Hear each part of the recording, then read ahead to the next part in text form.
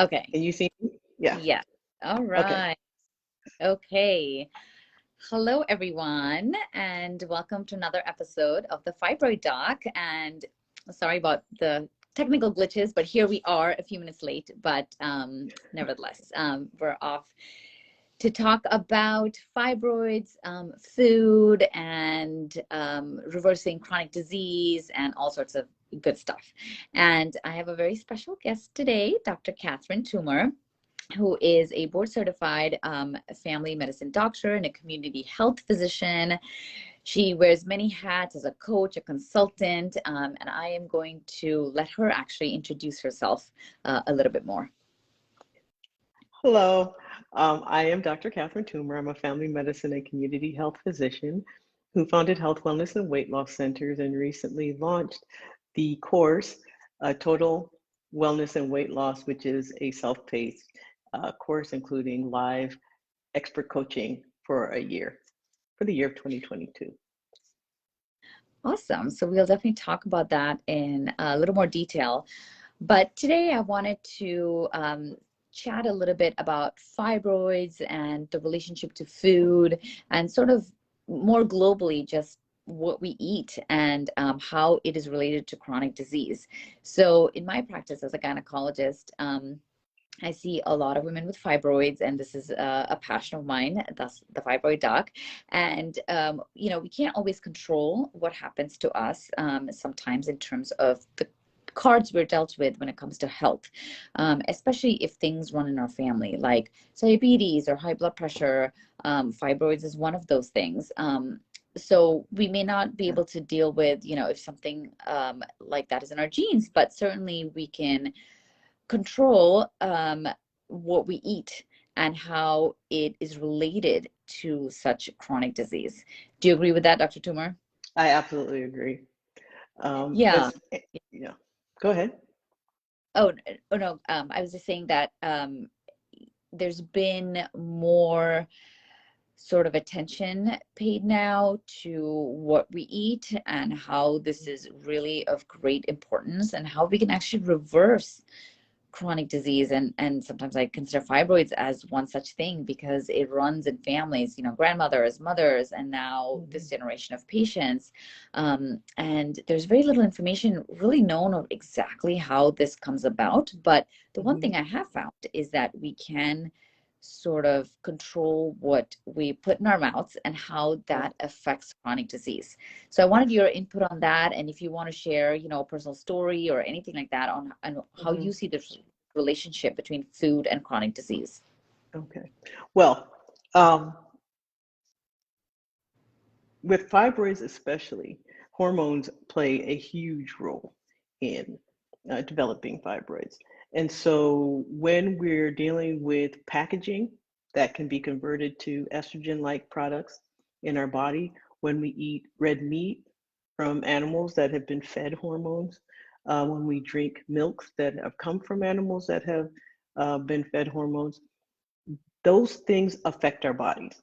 I've often said, when we drink cow's milk is designed to take a 200-pound baby calf to a 2,000-pound cow. So imagine what it does in our body.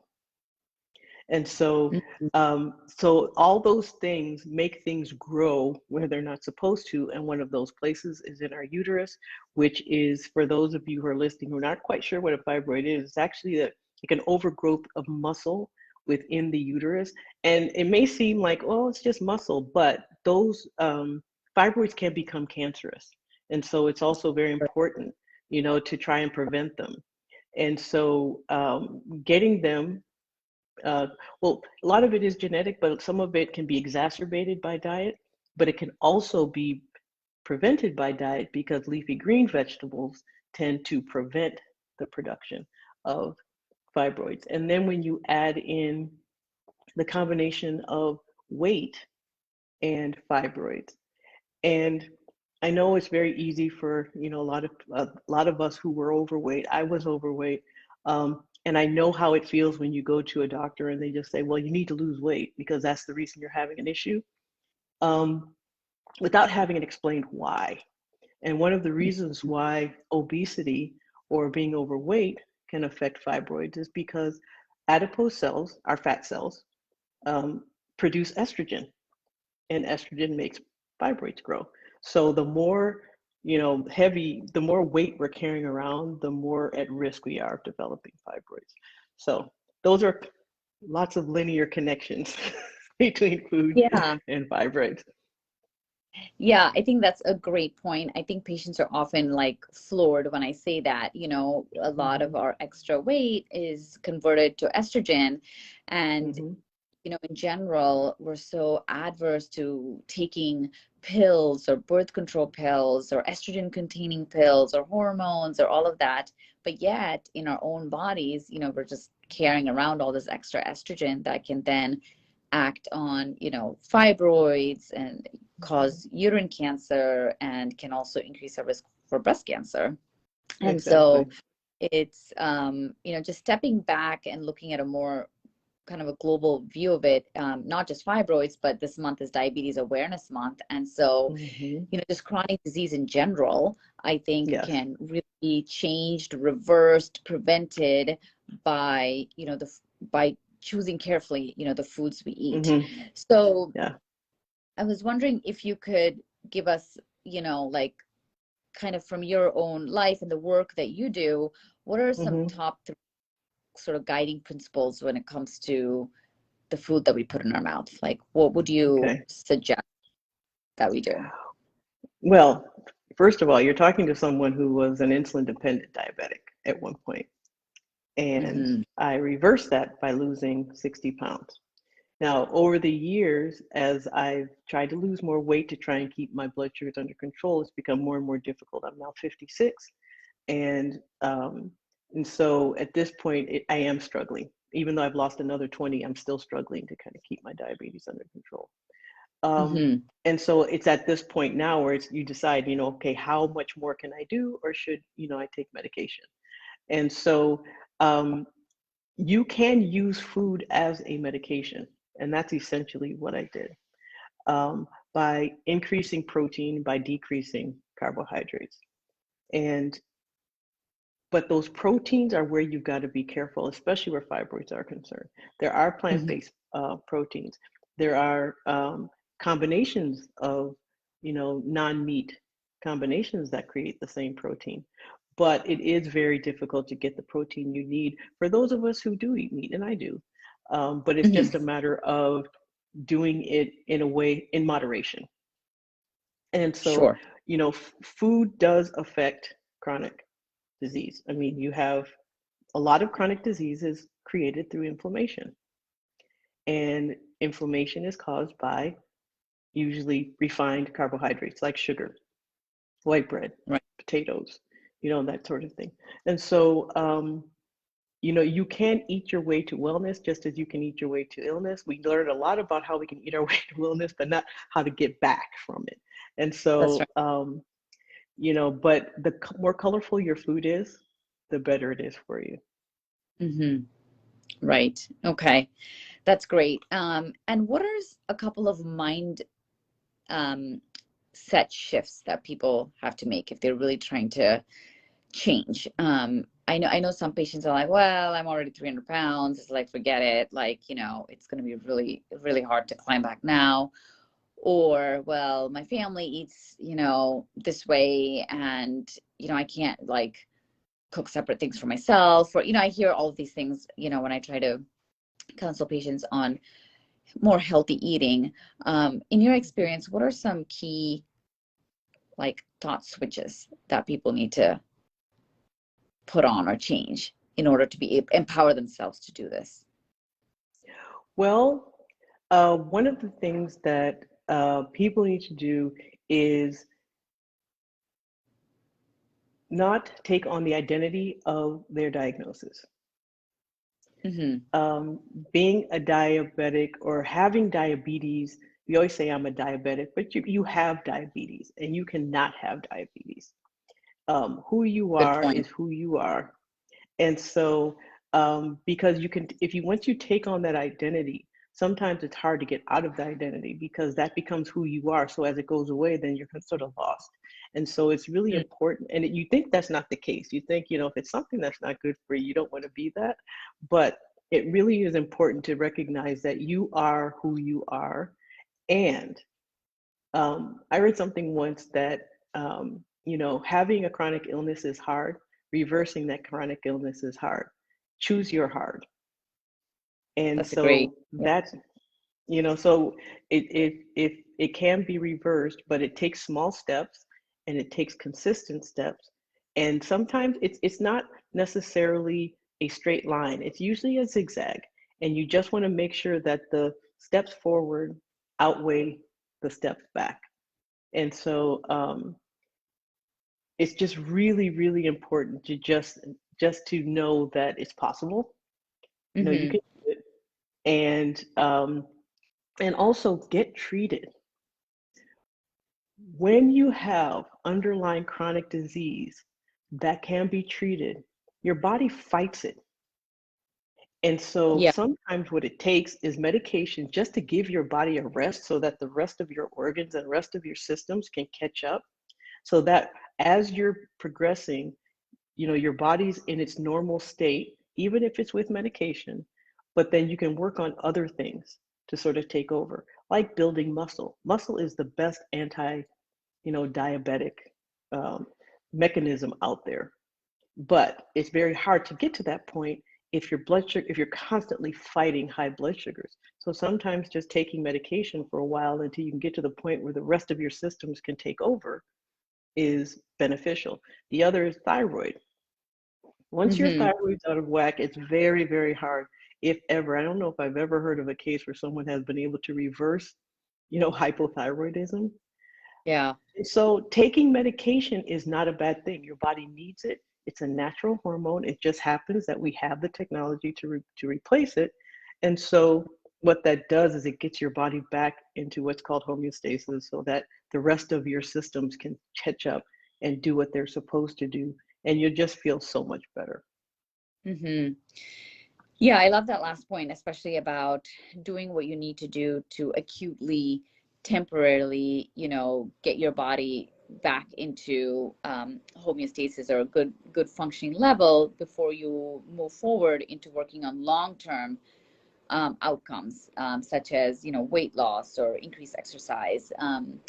I think a lot of people are very anti-medication, like, I've got these fibroids, but help me just get rid of them. And I don't want to take any hormones. I don't want to take any birth control pills, and I don't want surgery, or something with weight loss, sometimes maybe you do have to do that bariatric surgery to first get to a point where then you can actually move and start exercising and, working on the more long-term health goals, or like you said, for hypothyroidism, because otherwise you're just fighting, within yourself. So, and that's also, I think it's great that you mentioned that, you don't have to cut out all meat, but eating it in moderation, because, I think plant-based diets are really great, but for a lot of people, it's like, well, I'm not really going to give up my fish or give up all of my meat. So, so your perspective on that is, okay, that's fine, but just being more in moderation. Yes. Is that right? I was just checking to make sure that I could be, I realized I couldn't see any of the comments, and I was like, I hope everything's working like it's supposed to. Because I know, you know what, I actually don't either, but hopefully people will comment after we post it, and we can definitely answer questions. Because I'm looking for, like I said, I'm looking for the comments and I don't see them. So I'm trying to make sure that we are actually on. So I think we are live. Yes. What was the other thing that I was going to say? Oh, is there any meats that you think are an absolute no-no in your experience? I mean, I'm very hesitant to tell people not to eat something. I usually tell them how to eat it in a way so it doesn't harm them. However, red meats generally tend to cause more of an issue.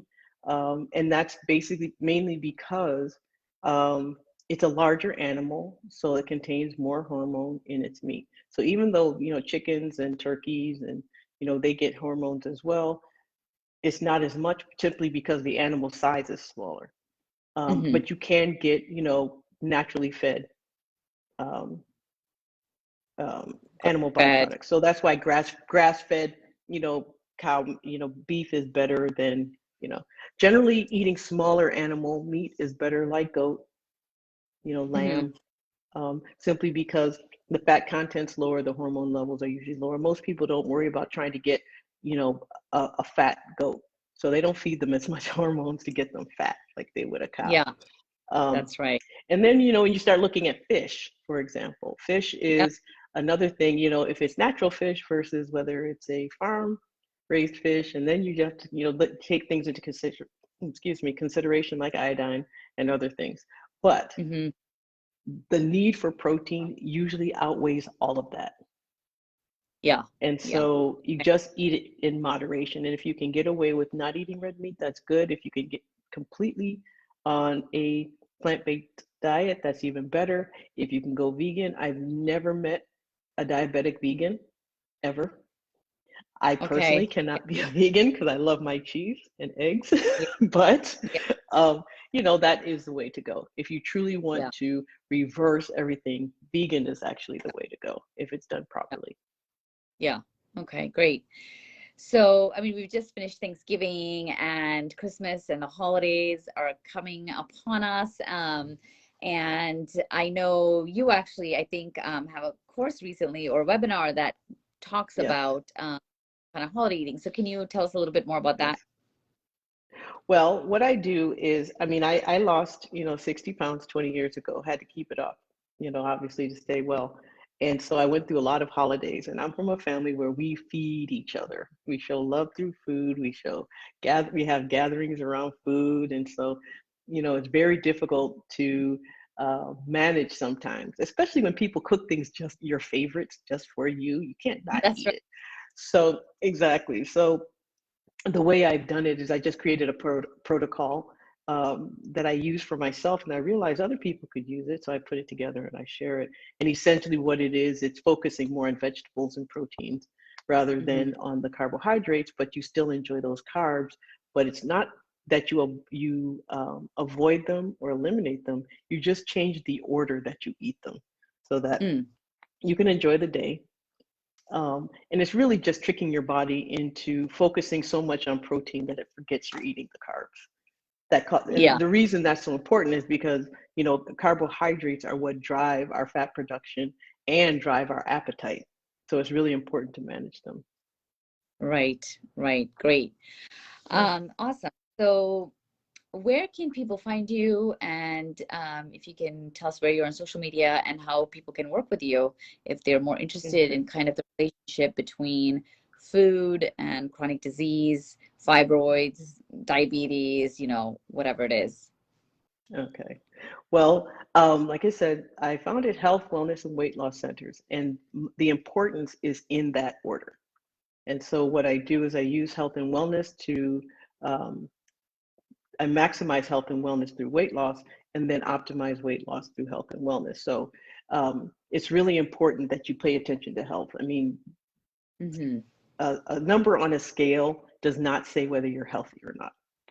And True. so so you can find me on Facebook at C. Herman Toomer, MD. You can find me online at drtoomer.com, which is drtoomer.com. And at the moment, what I am doing is I have taken the program that I created for myself and that I've been using with patients for the last 20 years and put it into a self-contained, self-paced, on-demand course so that people can listen.